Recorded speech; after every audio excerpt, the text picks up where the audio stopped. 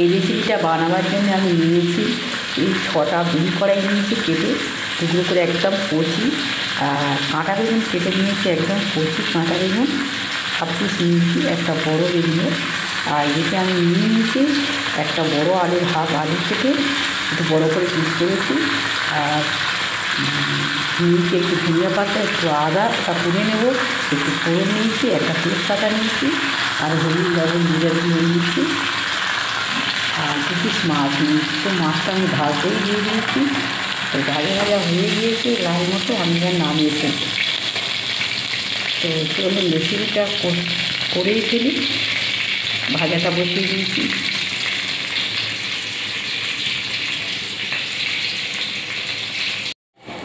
তো মাছটা উঠিয়ে নিয়ে আমি তেলের ওপর দিয়ে দিয়েছি ফোড়ন, কাঁচা লঙ্কা আর তেজপাতাটা, আর আলুটা কিছু দিয়ে দিলাম। এটা একটু ভাজা ভাজা হয়েছে, এটার মধ্যে আমি এবার একটু আদা দিয়ে দেবো, আদা বাটাটা।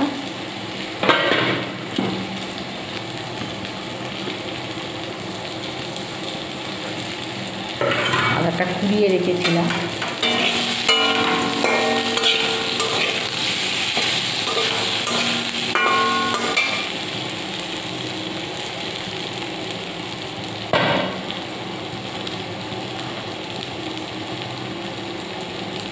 একটু লবণ দিয়ে দিলাম, আর এই পরিমাণ হলুদ দিয়ে দিলাম।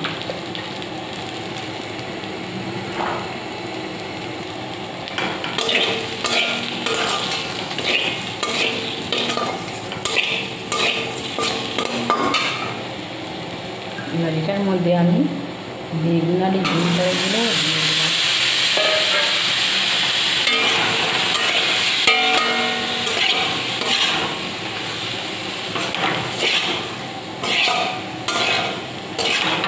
ভাজা ভাজা হয়ে গেলে আমার এদিকে গরম জল বসিয়ে দিয়েছি, এই গরম জল এর মধ্যে দিয়ে দেবো। তো এটা ভালোই কষানো হয়ে গিয়েছে, তবে আর একটু সামান্য জল দিয়ে দিলাম, আমি তো সেই টাইমে রান্নাটা করি, কড়াটা বসে যাবে।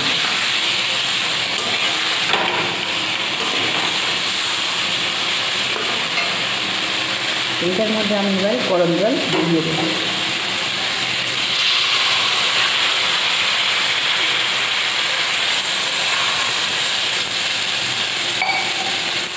বেশি জল দেবো না, এই পরিমাণ দেবো। এবার ঢেকে দেবো। জল দিয়ে দিচ্ছি, তাড়াতাড়ি ওই জন্য ফুটে উঠলো।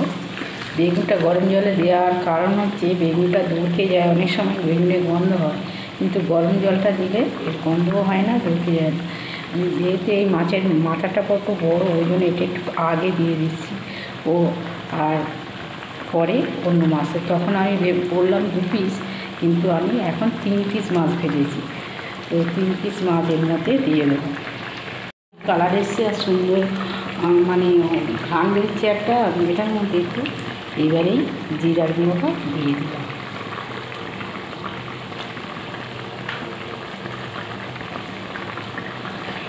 তরকারিটা আর একটু ফুটে গেলেই আমি নামিয়ে দেবো।